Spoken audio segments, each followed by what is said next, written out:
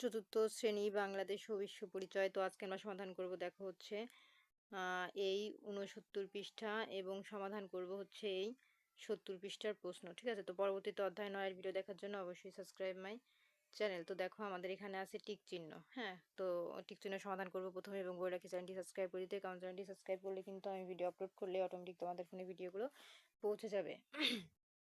তো দেখো এখানে একে বলেছে কত বছর বয়স থেকে ভোট প্রদান করা যাবে। তো সঠিক উত্তর হবে হচ্ছে 18। তারপর 2 নাম্বারে আমাদের সঠিক উত্তর হবে খ। এই যে খ নাম্বার, এবং 3 নাম্বারে আমাদের সঠিক উত্তর হবে ক। 4 নাম্বারে আমাদের সঠিক উত্তর হবে গ। তো এই ছিল কিন্তু আমাদের টিক চিহ্নের সমাধান। তো এখন দেখো আমরা চলে যাব খ নাম্বারের সংক্ষিপ্ত শূন্য স্থানে। সঠিক শব্দ দিয়ে শূন্যস্থান পূরণ করো। একে আছে মাতৃভাষায় কথা বলা নাগরিকের ড্যাশ অধিকার। তো কি অধিকার হবে আমাদের? তো চলো আমরা এর প্রত্যেকটি উত্তর দেখে নেই।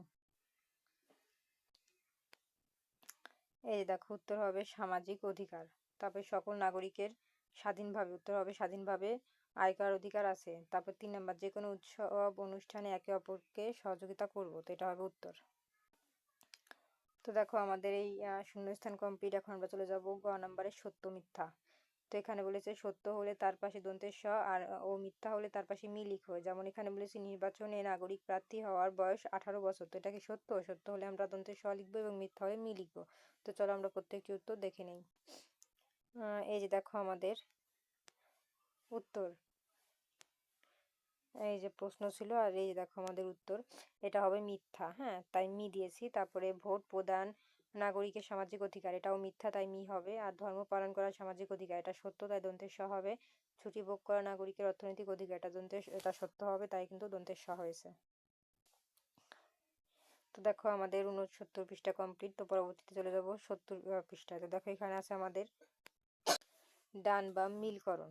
তো ডান পাশের থেকে বাম পাশ মিলকরণ হবে। তো চলো আমরা দেখে নিই। এখানে আছে সামাজিক অধিকার, তো এটার সাথে কোনটা মিলবে? চলো আমরা উত্তর দেখে নিই।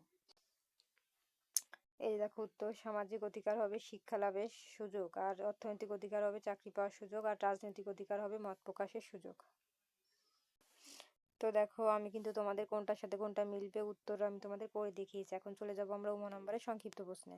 এখানে 1 থেকে 3টি প্রশ্ন আছে। একে বলেছে অর্থনৈতিক অধিকার বলতে কি বোঝায়? তো চলো উত্তরটি দেখে নিই। এই যে দেখো প্রশ্ন আর উত্তর হবে অর্থনৈতিক অধিকার বলতে বোঝায় একজন নাগরিক তার জীবন ধারণের জন্য আয় রোজগার করা, পছন্দমতো কাজ করা, কাজের বিনিময়ে ন্যায্য মজুরি পাওয়া এবং সম্পত্তি অর্জন ও ভোগ করার অধিকার। 2 নাম্বার 3টি সামাজিক অধিকারের নাম লিখো। উত্তর, 3টি সামাজিক অধিকারের নাম হলো 1 জীবন রক্ষা, 2 শিক্ষা লাভ, 3 নিজ ধর্ম ও ধর্মীয় উৎসব পালনের অধিকার। এই যে 3 নাম্বার প্রশ্ন, সহপাঠীর মধ্যে কেউ অসুস্থ হলে আমাদের করণীয় কি?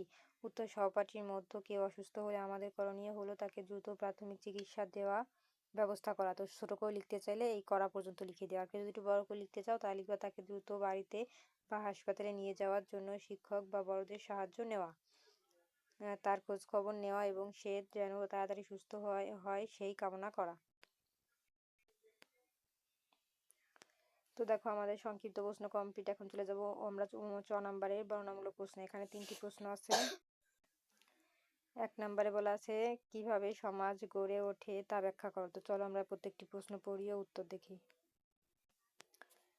এই যে দেখো আমাদের 1 নাম্বার উত্তর হবে সমাজ হলো এমন একটি ব্যবস্থা যেখানে অনেক মানুষ একসাথে মিলেমিশে বসবাস করে। মানুষ তার প্রয়োজন মেটানোর জন্য একে অপরের উপর নির্ভর করে। মিলেমিশে চলার জন্য তারা কিছু নিয়ম কানুন মেনে চলে। এই সমাজে বিদ্যালয়, হাসপাতাল, হাট বাজার ও ধর্মীয় প্রতিষ্ঠানের মতো বিভিন্ন উপাদান থাকে যা সবাই ব্যবহার করে।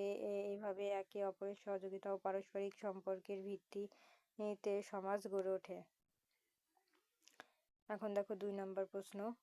আমাদের বলেছে যে পরিবারে আমরা কি কি সামাজিক অধিকার ভোগ করি তা লেখো। তো উত্তর, পরিবারে আমরা প্রধানত নিম্নলিখিত সামাজিক অধিকার ভোগ করি। যে বেঁচে থাকার অধিকার, জন্ম নেওয়ার পর থেকে পরিবারের সদস্যরা আমাদের জীবন রক্ষা করে। চিকিৎসা পাওয়ার অধিকার, সুস্থ হলে পরিবার চিকিৎসার ব্যবস্থা করে। শিক্ষা লাভের অধিকার, মা বাবা আমাদের স্কুলে পাঠান এবং পড়ালেখার জন্য সহায়তা করে। তো এতটুকু লিখলেই এনাফ। আর যদি কেউ বড় করে লিখতে চাও তারা এই যে এতখানি লিখে দিও। তো এত বড় লেখার কোনো প্রয়োজন নাই।